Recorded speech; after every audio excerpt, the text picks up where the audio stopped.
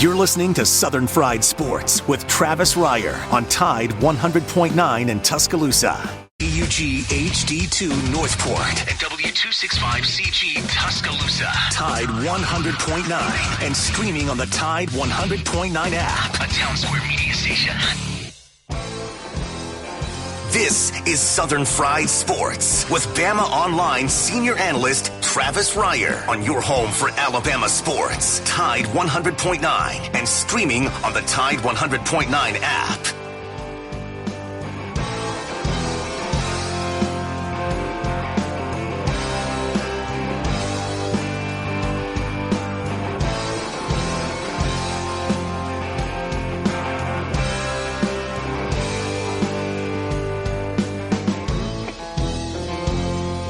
Make it through this year, I think I'm gonna put this bottle down. I guess as time goes on, I'll grow to miss it less than I will now. And I think I'm gonna tell her that I'm gonna go away for a while, till I can get this demon out. It is 11 a.m. on an A-Day weekend Friday. It is time once again for Southern Fried Sports right here on Tide 100.9 FM. Travis Reier, senior analyst for BamaOnline.com, part of the 247sports.com network, with you each and every weekday morning from 11 a.m. until noon. The show, as always, brought to you by Peterbrook Chocolatier out there at 1530. McFarland Boulevard North in the Indian Hill section of Tuscaloosa. They got 8-day goodies out there at Peterbrook Chocolatier. I was by there the last couple of days. They were getting some white chocolate dipped graham crackers with some Roll Tides on them for you. Get you ready for 8-Day 2021 right there at Peterbrook Chocolatier, 1530 McFarland Boulevard North. Joined on the program by the executive producer and sometimes host of Southern Fried Sports, Mr. Jacob Harrison. And together we combine to form the 60-bit woo of Sports Talk Radio. Jacob Harrison, thank you for sitting in the chair on Thursday for us, and look forward to getting us ready for A-Day weekend, which is already underway because you had Alabama baseball last night with a walk-off win over the Auburn Tigers at the Joe. So we're off and running, Jacob. Yeah, you know, all that cool stuff was going on, but we just talked about the NFL draft for a whole hour because I can't control myself. It's like me if you have me drive past Jim's Barbecue on Highway 82, and you go inside Jim's, and they've got a menu. They've got cheeseburgers. They've got all these different great things. But what do you think I'm going to get at Jim's? I'm going to get the outstanding chicken, maybe the chicken and ribs. I'm going to get the beans and the slaw. And I do it each and every time because I can't help myself. You know, I know everything on that menu is great, but I'm going with the Q, no doubt about it. 205-342-9904. That is the Peterbrook Chocolatier studio line. If you would like to jump on board with us on this Friday morning, you are more than welcome to do so. Charlie Potter, my colleague there at BamaOnline.com. Charlie, going to join us coming up in the very next segment. We will preview A-Day from a number of different vantage points. You heard from Nick Saban post-practice on Thursday evening. Nick went ahead and let you know, going to be holding some guys out. Perhaps several guys going to be held out from tomorrow's scrimmage. And you almost are to the point, based on some of the things you've heard from the first two scrimmages, you kind of hope that's the case on defense. Maybe that'll help the competitiveness of this scrimmage.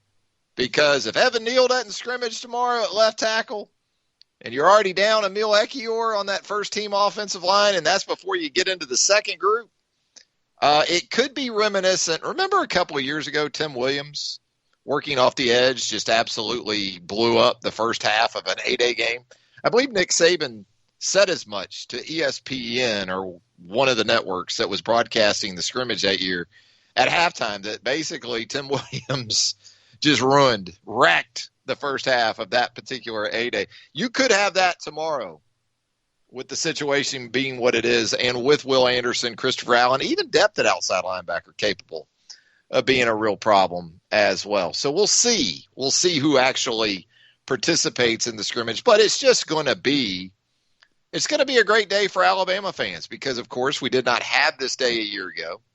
So you're going to get double your pleasure where the permanent captain ceremony is concerned there at Denny Chimes.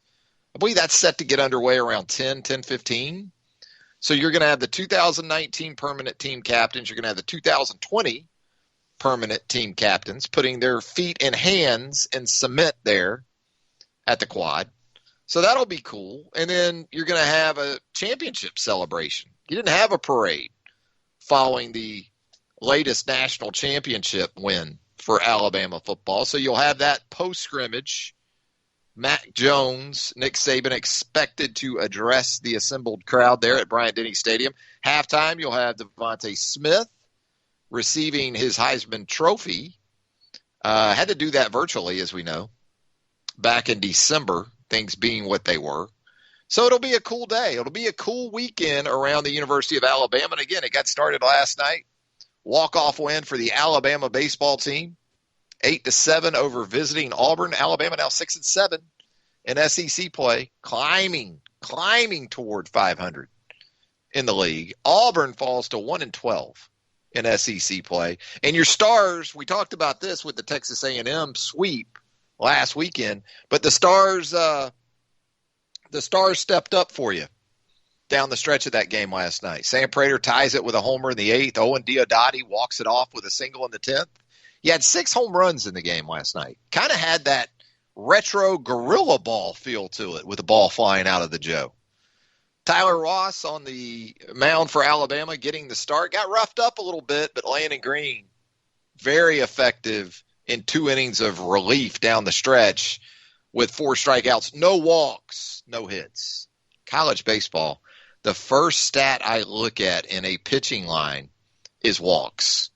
And Alabama and Green specifically doing a nice job of that to close out the Auburn Tigers. You got Alabama, Florida softball getting underway this evening. The Gators in town for 3 and a big SEC series. So a lot of stuff going on. You got Alabama gymnastics at the NCAA championships. There's plenty of stuff. 205-342-9904. We'll get into some specifics for this A-Day scrimmage, maybe some guys of particular interest that I'll have my eyes on tomorrow. And there's some basketball stuff to talk about as well. Jaden Shackelford let you know on social media yesterday that he will, in fact, enter the NBA draft process without an agent. Look, we told you right after the end of the season this was going to happen with a couple of guys on this returning roster. Javon Quinterly possibly, Shackelford, although he didn't have a great finish to the season, wasn't especially good in the NCAA tournament, but it absolutely makes sense. If you're a second or third year guy, you get a couple of opportunities to do this without an agent, why wouldn't you do it? The feedback alone that you're going to get is going to be extremely beneficial. So not a big surprise there. You're seeing some other guys around the league in SEC men's hoops announce that they will be coming back for a super senior year. John Fulkerson, the Tennessee Post, most recent among those this morning, announcing he will return to Knoxville for a 6th year. And if you're John Fulkerson, you absolutely should. John Fulkerson, at least in East Tennessee, within that fan base, he's almost Tim Tebow-like. Now, he's Tim Tebow-like without, say, the John Wooden Award, which would be the Heisman Trophy equivalent for men's basketball at the collegiate level. But that fan base loves him, man. That beat loves him, and he can help them. He can help Rick Barnes during the upcoming season. By the way, Tennessee lights out on the recruiting trail here in the last couple of days. But with Fulkerson coming back, it got me to wondering about maybe some athletes from the past that if they had the opportunity like these men and women have for the next calendar academic year to have that extra year tacked on, would they have made use of it? Tim Tebow, for some reason, I don't know why, when I saw this with Fulkerson, I thought immediately of Tim Tebow. Would Tim Tebow have come back? It would have been a 5th year for Tim. He didn't have a red shirt. He didn't red shirt at UF. That first season on campus, 2006, Chris Leak was the primary quarterback there for the Gators, but they utilized Tim Tebow. A lot of the Tim Tebow hype came in 2006 when Urban Meyer would use him in some short yardage goal line situations. He threw the jump pass. Remember that against LSU down there? Was that Aaron Hernandez that he threw that to? But Tim Tebow would have been a fascinating guy to consider in this sort of situation because, and I understand, Tim Tebow ended up being a first-round pick. But other than Josh McDaniels, were there 31 other clubs chomping at the bit to take Tim Tebow in the first round? I don't remember it that way. That's not the way I remember it. And I remember hearing after his 3rd season, after 2008, was he going to come out as a junior? And my thought then was that there's no way he should come out. No way. And as much because his brand was going to be cemented always as a college football player, and specifically a Florida Gator. So I thought at the time that was should have been an easy decision for Tim Tebow. And I think also in terms of his stock after his 3rd season in Gainesville, it probably wasn't first round type, maybe 2nd, maybe 3rd round type stock. But just as far as his all-around brand, being Tim Tebow, he was going to benefit more big picture-wise by a 4th year, fulfilling his entire eligibility quota at the University of Florida. But would Tim have come back for a 5th year? It's interesting to consider. I don't know. Obviously, it's impossible to answer that question. But it kind of made me think that with Fulkerson. With Tebow, he comes back in 2010. How much does that change maybe Urban Meyer and the length of time that he perhaps hangs on at the University of Florida? There's so many things. There's so many degrees of Tebow, isn't there? Because you can do this with Alabama and Tebow's recruitment when he ultimately chose the University of Florida, but would tell anybody that would listen, oh, yeah, Alabama's right there with the Gators. And there was a sentiment at one point in his recruitment where a lot of people, not just Alabama people, Florida people were starting to be convinced that this guy's going to go to Alabama.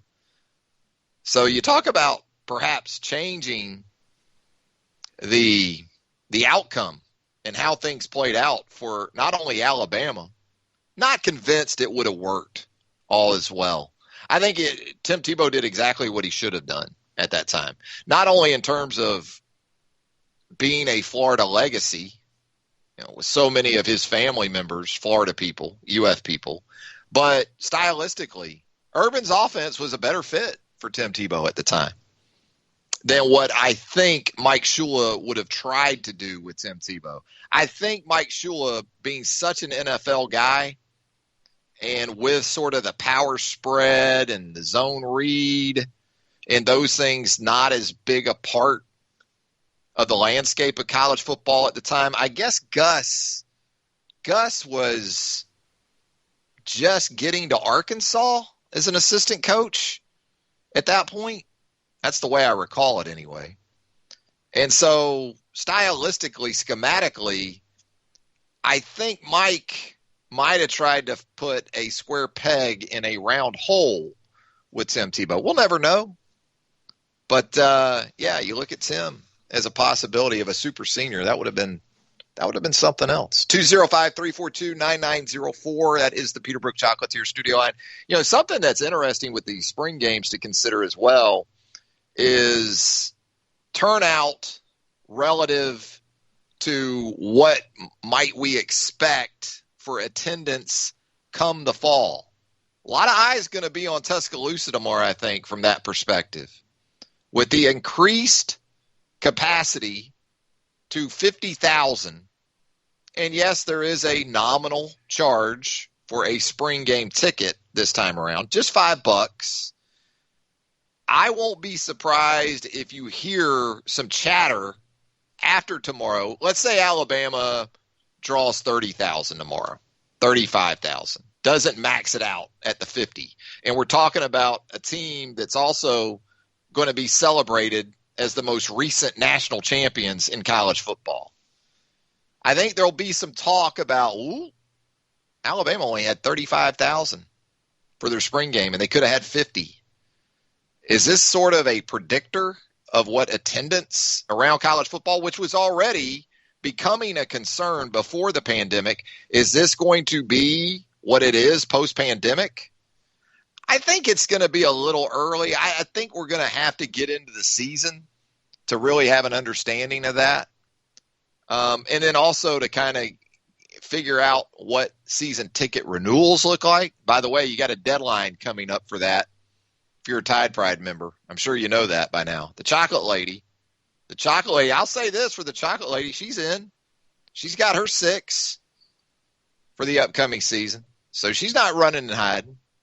But, one of the big concerns in the pandemic season was that a lot of longtime season ticket holders, a lot of people that have gone to games for years, were going to come to the conclusion that, you know what, this setup's pretty good at the old Hacienda. I got this 60-inch HD television. I got my own bathroom. I've got a couple refrigerators full of cold drinks. I got the Big Green Egg making 12 hamburgers for what 2 will cost me from the concession stands. And I understand concession stand prices have been reduced and have become more reasonable in some ways in recent years. But that's something a lot of folks are going to be interested in, I think. Once we get into the 2021 season, and get a better read on the impact of the pandemic in terms of people, not even just from a safety perspective, a health concern of being in crowds, but knowing that they did this perhaps in 2020 and it wasn't all that bad. And again, this was a battle that athletic departments were already fighting. Maybe not so much at Alabama, but certainly at a lot of other places. In the SEC, Tennessee, Florida. Not just talking about Vanderbilt and Kentucky here where football is concerned. It was already an issue for some programs that are considered to be among the premium brands, at least, even if the product on the field hasn't been as great of late, just in terms of brand recognition in the SEC. Those were certainly some of those teams that were experiencing some of the attendance drops. We're going to head to our first break when we come back. Charlie Potter, BamaOnline.com. He's going to join us right here on Southern Fried Sports, presented by Peterbrook Chocolatier right after this. From the University of Alabama, this is Crimson Tide Today. It's a daily update on Bama sports, and it's brought to you by Everwood Treatment Company, the official treated lumber of Alabama athletics. Everwood, wood treated right. Hello again, everybody. I'm Roger Hoover. Alabama softball is ready for a top 5 showdown this weekend at Rhodes Stadium against the Florida Gators. Head coach Patrick Murphy gives his thoughts heading into this Friday to Sunday series. He recruits good kids, good students. I try to do the same. It's a healthy rivalry. It's not a dirty rivalry because you guys know the difference in that. I don't really like that opposite style of play where it's a dirty rivalry. I know it's going to be a hard-fought game. We're going to play the right way, and they're not going to beat themselves.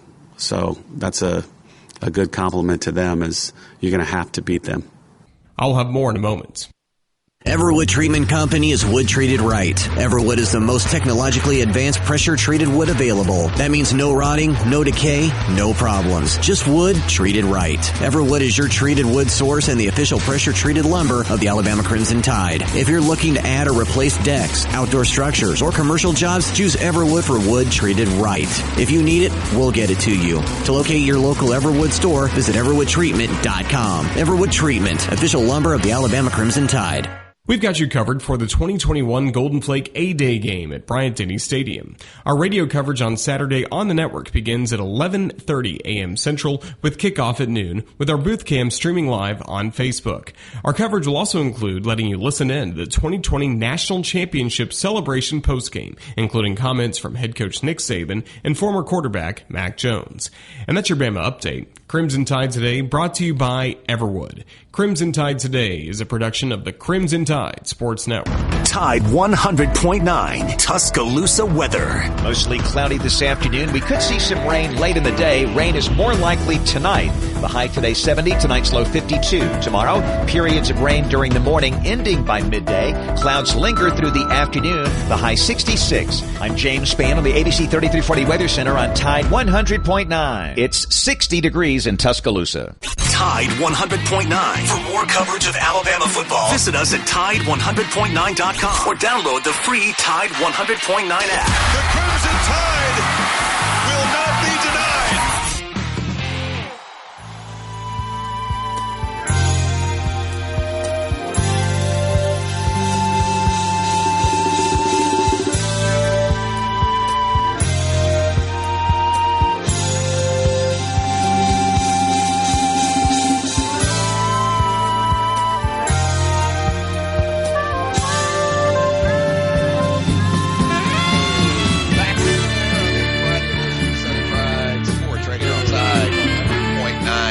Travis Reier, senior analyst for BamaOnline.com, with you weekdays from 11 a.m. until noon. The show, as always, is brought to you by Peterbrook Chocolatier.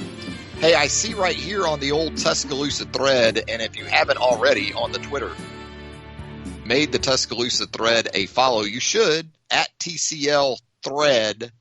Yeah! Also have the app there that you can download on the old smart device. I see where a home in Tuscaloosa overlooking Lake Tuscaloosa, record-breaking deal this week, $3.25 million. Kim Harwood, the Tuscaloosa realtor, on the good side of that one. Tusca, Los Angeles, Jacob Harrison. That's what I'm going to start calling it. That's where we're headed with Tuscaloosa. Tusca, L.A., and not Lower Alabama. All right? That sounds like a recipe for more construction work around here, Travis. Yes. Well, I think what's driving some of this is that right now, because the cost of materials is so high because of the pandemic and also just labor, that existing home sales are booming everywhere, really, and Tuscaloosa is in that mix. And so you got one on Lake Tuscaloosa going for $3.25. It's a nice number. Nice number. Let's head to the Peterbrook Chocolatier studio line right now. Charlie Potter does an outstanding job for us at BamaOnline.com covering the Alabama Crimson Tide. Charlie, we heard from Nick Saban post-practice yesterday, and I've got an idea, Charlie. Since Nick says there's going to be several guys held out of tomorrow's A-Day scrimmage, instead of having media coaches, I say we have media players, Charlie. What about it? Can we get you suited up and ready to go for tomorrow? You like that idea, Charlie? Media players this year. I guess I would need to know in advance what side of the ball I was going to be on, because if I was going against that first-team defense, I think I would have to fake an illness with the way they've played in the couple of scrimmages. But I think, just for speaking for my fellow local beat reporters, I think that would be entertaining, if nothing else. So if I could sign like an insurance policy, maybe. But I would have to be playing defense in that game for sure. The number of hamstring pulls for the media team, I would put it 4.5. Would you go over or under that for a media team? If it's 4.5. If it's the same amount of media players as they have media coaches every year, it's 4. So I think I'd probably go over. I think everybody would just be laid up with double hamstrings. Well, exactly. See, I'm not just saying one hamstring per. I'm talking double hammies. Yeah. For some of these folks, I already have one all the time anyway. So, Yeah, it'll be interesting, I guess, just right. I mean, there's regular season games where a big part of your game coverage is getting there, watching pregame warm-ups, watching those things, and getting an idea who's available and to what extent. But that's going to be the case even for the spring game, it sounds like, this time around. Yeah, I mean, like you said, Nick Saban said they're going to be quite a few players held out of the game. And, I asked him about a couple of guys he brought up after Saturday's scrimmage, and he wasn't too happy about that. But, I mean, he made sense. I didn't necessarily appreciate the flare-up, but it's not, they're not getting ready to play Miami. They're not getting ready for an SEC game. It's not a playoff game, so the availability of these guys isn't necessarily of that much significance. But, you'd still like to know the couple guys that got hurt or were held out of the second scrimmage if they were going to be able to go. It looked like Evan Neal was back at practice yesterday and going through some drills from the video they put out. But, yeah, I mean, you look at the players that he's mentioned throughout the spring. The first day, he talked about guys that weren't going to be practicing hardly at all, and that included guys like John Mechie, Emil Ekiyor, Malachi Moore, Fidarian Mathis. Those are guys that are essentially returning starters, all of them. Pierce Quick's been out with a back injury. We know that those two linemen were kind of banged up in this past scrimmage. The first time we talked about the tight end, guys like Major Tennyson, the two freshmen that came in, we're dealing with injuries. I know Marcus Banks is someone he's mentioned, the corner, dealing with a leg issue. So, guys have been dealing with stuff all spring. And, it's not, if there's any kind of question, I get holding them out of the spring game, but that does, make our job a little harder not being out there. And it does make those pregame warm-ups like they did last year even more, advantageous and beneficial for us from a coverage standpoint. So without knowing exactly who we're going to see suited up, is there still a storyline or two that you can kind of bank on as being a big part of the narrative? It's a celebratory day, I guess, as much as anything, with the permanent captains from the last 2 years going into the cement there at Denny Chimes, and then, of course, the post-scrimmage celebration for the 2020 national champs. But as far as this next team goes, can you still sort of point to some areas where the intrigue will still be there tomorrow? Yeah, I mean, I think everybody wants to see the quarterbacks. Bryce Young played some last year, but didn't really get any big opportunities. And, Nick Saban made it also sound like there's going to be a quarterback out. Right now, I think Bryce Young and Paul Tyson are going to be good to go. So, that draw and that kind of aura that people are being drawn to the game for is still there. But I think for me, what I'm most interested in is just to see who they're throwing the football to and how those guys look, because wide receiver has been a position that hasn't necessarily been getting the vote of confidence from Saban throughout the spring, and that's to be expected. I mean, you're losing two eventual first-round picks and Devontae Smith and Jalen Waddle. There's not a lot of experience coming back. Three of the guys that are out there are true freshmen going through their first practices. So just to see how they look and kind of the rapport they've got with the quarterbacks, I think for me is going to be the most interesting thing in this scrimmage, and really just kind of the offense in general. I think we know what Alabama has on the defensive side of the ball, at least from a first-team perspective. But, how the offensive line looks, what running backs are working with the ones and everything like that. And, of course, you have to take all this kind of with a grain of salt because there's going to be some guys out. This isn't going to be, the roster and the unit that we see on the field come September, because there are guys that are going to be obviously in the mix that aren't out there. So just the way the offense looks and what they're able to do maybe from a limited capacity, I think is really what I'm most interested to see come Saturday. The early enrollees, man, we love it. Get an opportunity to check those guys out, and there's no shortage of 5-stars when you look at this group that came on campus in January and has gone through spring drills. Given the situation with the offensive line, I would think a couple of those, Tommy Brockermeyer, J.C. Latham, chance we could see either or both those guys with the ones tomorrow, Charlie. And then also at wide receiver, that's another area where there's a couple guys where the expectations have been exceedingly high, fair or unfair. What do you anticipate maybe on the outside where the passing game is concerned? Yeah, I mean, sticking with the offensive line just for a second, it all depends on Evan Neal. If he's not out there, I think Tommy Brockermeyer will be the left tackle with the ones.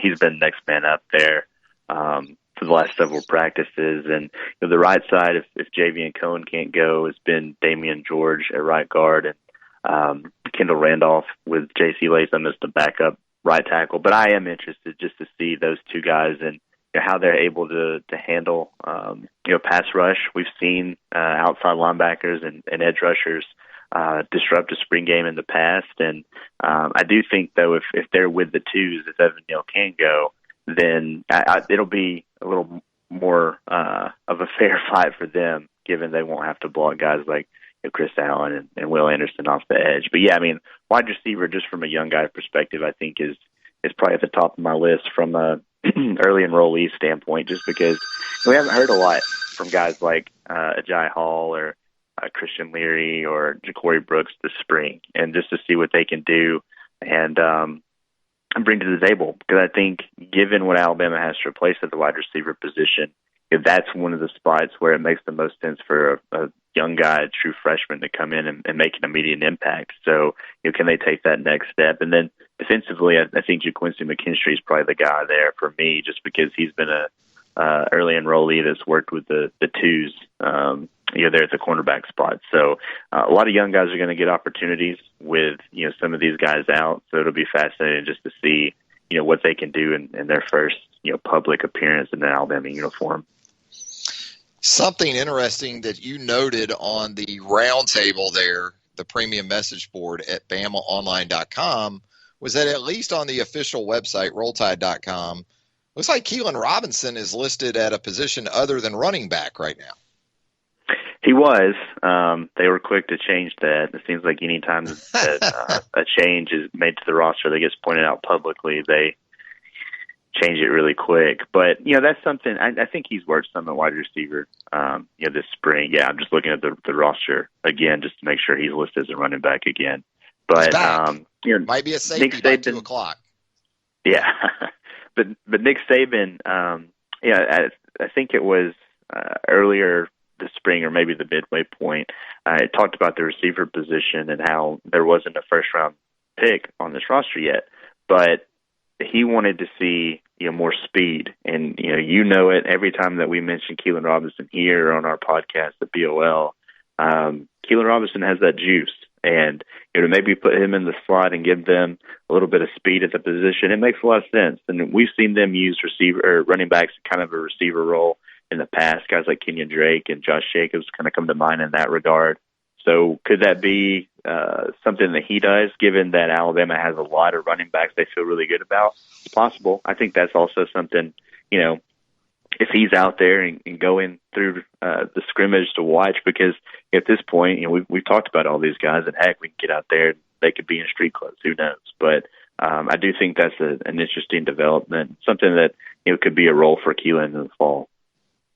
Yeah, something else that I think is going to be a major component in terms of backfilling for the 2021 team is the return game. And that's something else that doesn't get talked about a lot. I guess some guys that we've seen in those areas, Keelan Robinson would kind of fit that bill, I would think. Maybe Slade Bolden on punts. Have you been able to get a feel? Do you think we might get more of a feel tomorrow, understanding that returns typically aren't live in a spring game, kickoffs, punts, just in terms of candidates at least, because Jalen Waddle, you're talking about an all-timer, and then Devontae Smith, he goes back there, and all he does is take one back against Arkansas for a touchdown. Some potential options, I guess, in the return game we might learn a little more about, too, tomorrow. Yeah, the guys that you mentioned, I think, would probably be the leading candidates of both, with Keelan Robinson as a kickoff returner and Slade Bolden as a punt returner. But you're right. I mean, with the scrimmages they've had and what they'll do in 8A, the return game hasn't been live, so it's tough to kind of get a feel for it. You can kind of see from a personnel standpoint what they're trying to do, but I don't think it's necessarily set in stone. That will be, to see if they kind of mix guys in there just to, be on the field and get that feel for a live game and to field the punt cleanly or field the kickoff cleanly and everything like that. But I think Keelan Robinson would be a great kickoff returner. I think they have some guys that can, be in the mix there at punt returner. Maybe a guy like Quincy McKinstry, maybe a young guy at receiver like a Thayer Jones-Bell. Who knows? I think it'd be fascinating to kind of see how that plays out. And I think, you got to also take into account that there are guys that could be, a factor in the return game that are on campus right now. I think a guy like JoJo Earl, the incoming wide receiver, could be someone that maybe gets a crack at it. So I think that one's still TBD just because, given the nature of how they go about return game in the spring without it being live is kind of hard to get a feel for right now. It's been kind of hard to get a feel for the Alabama men's basketball roster, although we do know that Nate Oates continues to add what looks to be very, very talented pieces looking ahead to 2021-2022. I know he addressed the media here in the last couple of days. What were maybe the one or two biggest takeaways you had from that session with Nate Oates, Charlie? Well, I mean, we've said it countless times now, but Nate Oates is very open and seems to be honest with us when it comes to fielding questions. Yeah. So when talking about the roster, he straight up said they're one over, which is what everyone believed. But it's good to hear that it doesn't sound like there's some kind of COVID loophole that they're trying to go through. So they're going to have someone leave, and he talked about how tough those conversations are, but they've handled it well in the past, and they're going to take their time with it. They have until August to really finalize the roster and get under that 13 number. But you have a situation where seniors could return, and he says he doesn't expect that to be the case. We've seen Herb Jones and John Petty, formally say goodbye on social media. There's a report out there that Jordan Bruner's going to hire an agent. We haven't really heard anything from Alex Reese yet, but Nate Oates has said that he doesn't expect any of the seniors to be back, and he does expect some guys to test the NBA draft waters. And we saw Jaden Shackelford last night enter his name into the draft without hiring an agent, so he can maintain that eligibility. And I don't blame guys at all for doing that. It's a situation where they're going to get feedback and they can still return to school and know what they need to work on for the upcoming season to improve their stock. And, I think it's great that basketball does that for those players. And Oates said that, he's not going to name who he thinks could do it, but you could probably, put two and two together and talked about, their best players from last year. And you look at it, Jaden Shackelford was the leading scorer. A guy like Javon Quinterly was number two, brought behind him. Those are two guys I think could, get feedback and see what they need to work on, but not necessarily turn pro. So from that standpoint, the roster's still in flux. I know Hank South has posted some insider info on BOL that they might not even be done looking at guys. They're not done recruiting. So I think the roster is still TBD, and it'll be fascinating to see how it plays out. Well, Charlie, as always, great stuff with us here on Southern Fried Sports, but certainly daily right there at BamaOnline.com. You can catch our weekly podcast, Charlie and myself, there as a part of the Bama Online podcast as well. Have a great 8-day weekend, Charlie. We'll catch up again soon. All right, man. Thanks for having me. There he goes, Charlie Potter, veteran of the Alabama beat, does an outstanding job for us there at BOL. If you haven't already, sure you have, but if you haven't, follow Charlie on the Twitter as well, at Charlie_Potter, Potter. You talk about some Alabama players with NBA draft aspirations. What about Jasmine Walker last night from the women's team? 7th overall to the LA Sparks. Not bad. Not a bad landing spot if you're Jazz. Go out to LA. And then not only that, you get a congratulatory tweet from Irvin Magic Johnson. That's a pretty cool night for Jasmine Walker. Headed to the WNBA from the Alabama women's program. And Jasmine she might very well make more money overseas because that's kind of the deal with women's basketball, or it has been. I think the WNBA is trying to up the ante where player salaries are concerned. But, man, you go to places like Russia and China and overseas with women's basketball, that's where the big money gets made on the women's side of things. Going to step aside for a quick break. When we come back, more of Southern Fried Sports on a Friday, presented by Peterbrook Chocolatier, right here on Tide 100.9 FM, right after this. O'Reilly! You need parts? O'Reilly Auto Parts has parts. Need them fast? We've got fast. No matter what you need, we have thousands of professional parts people doing their part to make sure you have it. Product availability. Just one part that makes O'Reilly stand apart. The professional parts people. O'Reilly Auto Parts.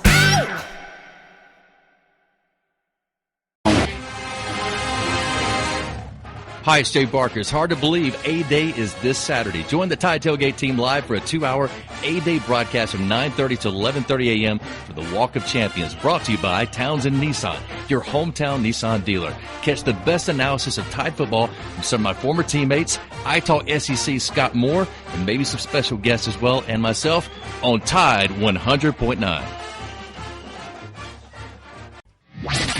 You're listening to Southern Fried Sports with BamaOnline.com senior analyst Travis Reier on your home for Alabama sports. Tide 100.9 and streaming on the Tide 100.9 app.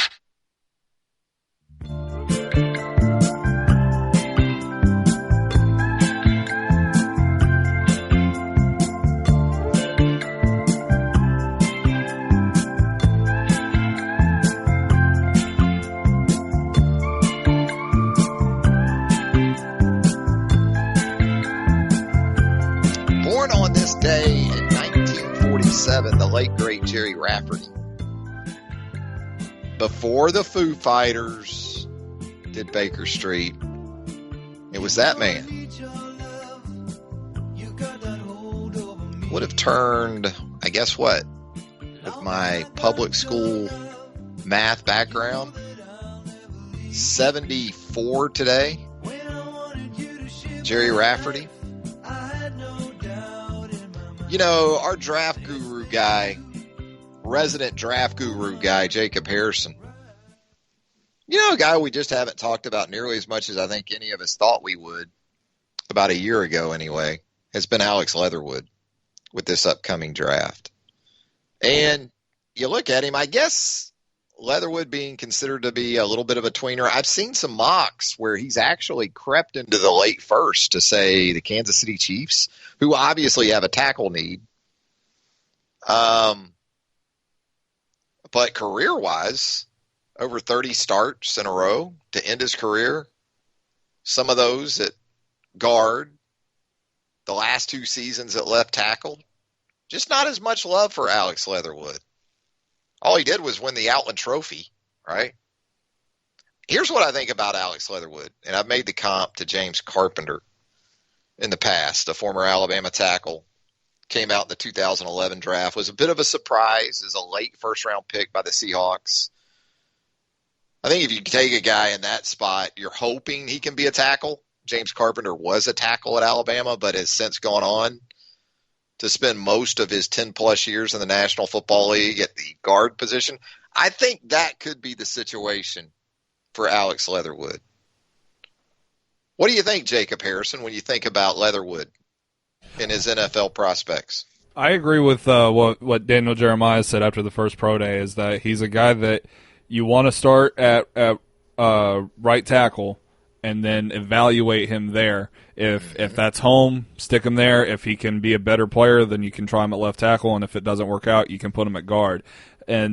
But for me to agree with that would also mean that I have to put you below some of the guys that are on the same plane as your talent field or your talent level, because you at least know that guys like Dylan Reduns are going to be good right tackles.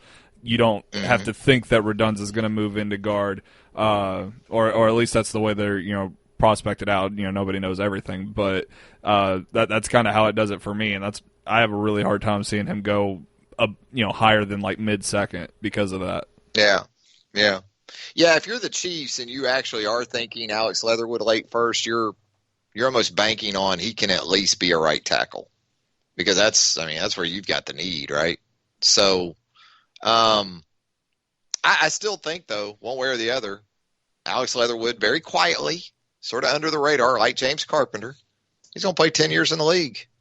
As much as anything, because wherever he ends up, you're going to be able to count on him day in and day out. Unlike, say, I don't know, Isaiah Wilson from last year's late first round pick by the Tennessee Titans. Something to be said about that as well. Pain in intern Mason's eyes.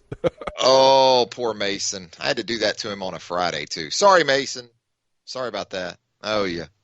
Step aside for a final break. When we come back, Pops this morning has been out battling those hedges at 60-47 Mizell. We'll see if we can pull him away long enough to do his weekly segment as we put a wrap on a Friday edition of Southern Fried Sports right here on Tide 100.9 FM right after this.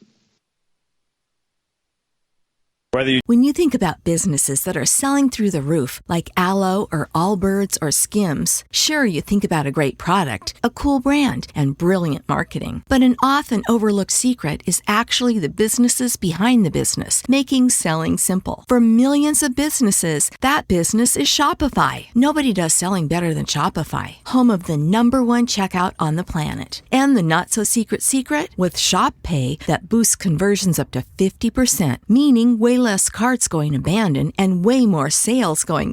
So if you're into growing your business, your commerce platform better be ready to sell whatever your customers are scrolling or strolling on the web, in your store, in their feed, and everywhere in between. Upgrade your business and get the same checkout Skims uses. Sign up for your $1 per month trial period at shopify.com/try, all lowercase. Go to shopify.com/try to upgrade your selling today. Shopify.com/try. Tide 100.9 Tuscaloosa weather. Mostly cloudy this afternoon. We could see some rain late in the day. Rain is more likely tonight. The high today 70, tonight's low 52. Tomorrow, periods of rain during the morning, ending by midday. Clouds linger through the afternoon. The high 66. I'm James Spann on the ABC 3340 Weather Center on Tide 100.9. It's 63 degrees in Tuscaloosa. The flagship station for Alabama Crimson Tide football. Alabama touchdown. Only on Tide 100.9 and streaming on the Tide 100.9 app.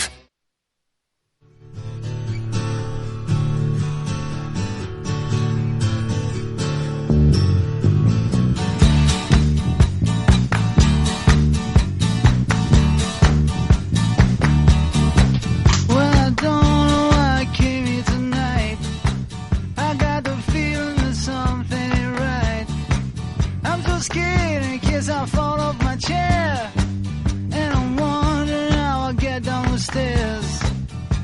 Clowns to the left of me, jokers to the right. Here I am, stuck in the middle with you. Back with more of a Friday edition of Southern Fried Sports right here on Tide 100.9 FM. Travis Ryder, senior analyst for BamaOnline.com. We're going to head down to Pops right now. Pops earlier today was battling those hedges. Those hedges at 60-47 Mizell, I mean, they're like Sanford Stadium quality, Jordan Hare Stadium quality. Wrigley Field, man. It's very impressive. What worries me about you and those hedges is that you've grown some of them to such a height so that you wouldn't have to look at the eyesore that at one time was your neighbor's house.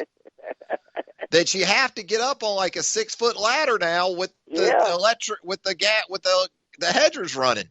That scares me, Pops. It's getting a little tricky for me at my old age, but I'm still up there doing it. I hope I don't fall off, but you don't tie off. Better when they're trimmed. You don't up. tie off, Pops. Yeah. You don't tie off either. Yeah, I need a safety belt, you know. Mm-hmm. That I used you better hope OSHA. You better hope OSHA don't roll by the house one day when you're out doing that, Pops. Shut you down, Pops. I know. Mm-hmm. Mm-hmm.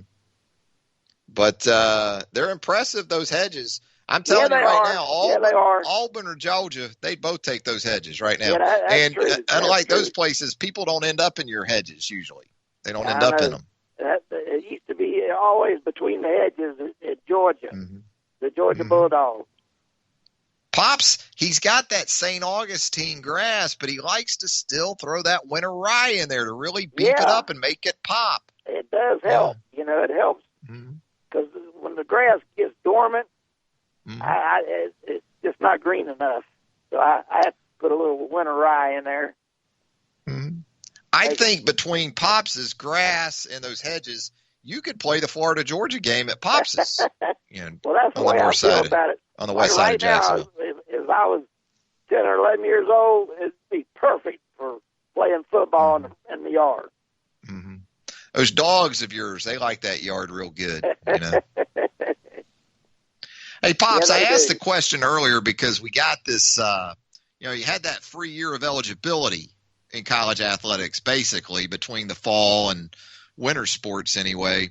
I asked the question earlier, if Tim Tebow were at Florida and he had that extra year, that free year made available to him, do you think he would have came back for another year, Pops, a 5th year with your Florida Gators?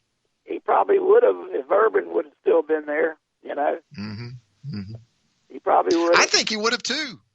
And I think he should have, because his brand, who he is, was always going to be bigger as a college football player and specifically a Florida Gator than anything else he was going to do after that in the NFL. I know. Yeah. He's on the SEC network because he's a Gator, not because he played for the Broncos. Nobody's aware of great things that he does, like Danny Warfel does for the Gators also. You know, charity work and stuff like that. They're good people, you know. And you think about if Tebow had been able to come back for another year, 2010's a lot different. Maybe Urban isn't as ready to spend time with the family, you know, if Tim comes back for that extra year. Oh, your boy, Urban. That wouldn't have surprised me a bit. That would have worked out perfect for Urban. You know, I was out and about in Tuscaloosa a couple of nights ago, and I ran into our guy, Doug Marrone, the former Jacksonville Jaguars head coach, along with Bill O'Brien, and I got the sense that they're enjoying the anonymity, you know, being former NFL coaches and being assistant coaches at Alabama. That's the sense I got. Well, they're working for a man that's old school just like they are, you know, and they appreciate the fact that there's still somebody out here that's like that besides them. Well, it sounds crazy, Pops. Perfect spot. But compared to where they were, you know, Bill O'Brien and Doug Marrone working where they're at now, they don't have to worry about motivating people to do their jobs like they had to. No. Right? No. I mean, Doug Marrone, he had it the worst in Jacksonville with some of those cats that he had. Oh, it's more parenting in Jacksonville than it was anything else. He was having to babysit in the NFL more than he does in college. That's the truth. That's the truth. It's crazy. These supposed to be grown men, you know, and they act like children. But you know, you could say Doug. Coach Marrone was a really good guy. I'm just tickled to death he's there in Tuscaloosa. Well, he lied to me and said that your youngest son did an awesome job with him there with the Jaguars. He lied. I thought he was very nice how he lied. Yeah, you know? I don't know about that, but he was gracious with his dishonesty. I know. I met Coach Marrone, and he's a fine man. Really is. Just a good dude. Good football coach too. Yes, he is.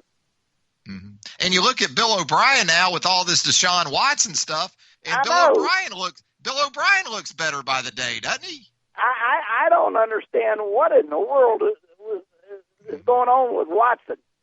I don't understand. I don't know. I mean, it's nuts. I had no idea. I thought Deshaun Watson was squared away. The Lord have mercy. So, you look at where those two guys came from. Tuscaloosa looks like St. Martin, you know, or something. It is a paradise, Tuscaloosa, from where they came paradise.